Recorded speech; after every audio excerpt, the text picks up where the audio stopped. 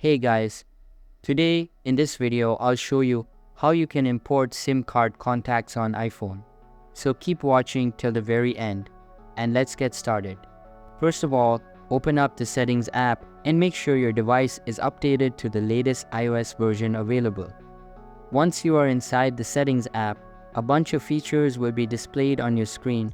Simply scroll down to the Contacts tab and access it. Inside it, all of your general contact settings will appear. You just need to tap on the Import SIM Contacts embed at the bottom of your screen and it will start loading up. Once the loading is completed, you will be able to close the Settings app because your contacts have been imported successfully. So that's basically how you can import SIM card contacts on iPhone.